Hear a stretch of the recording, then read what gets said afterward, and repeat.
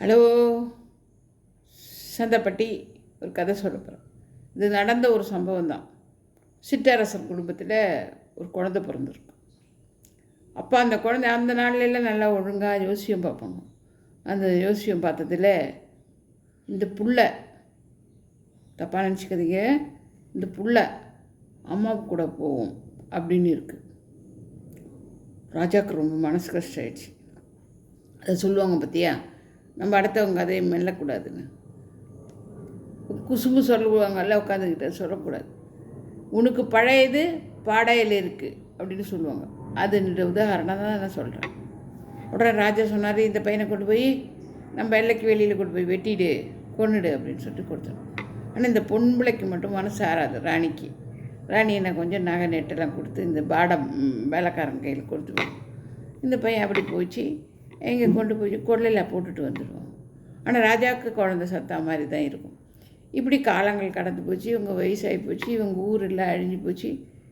இந்த வாரிசு இல்லைல்ல, வேறு ஆளுங்க கை எடுத்துட்டாங்க, பிடிச்சிட்டாங்க அந்த ஊரை. அந்த ராஜாவும் சத்து போச்சு, இந்த ராணியும் இறந்து போச்சு.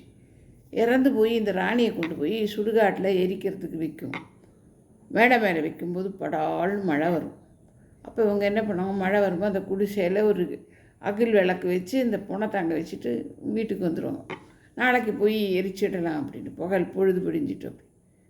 இப்போ தான் அவங்களுக்கெல்லாம் ஒரு முத்திரை இருக்குது. இவங்களோட காசுக்கெல்லாம் ஒரு முத்திரை இருக்கும்.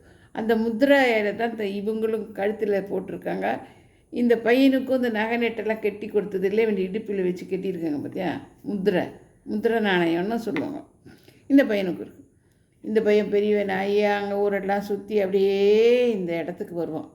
வந்தபோது இந்த காட்டில் சுடுகாடுன்னு தெரியாது எனக்கு, அது ஒரு விளக்கு எரியுது.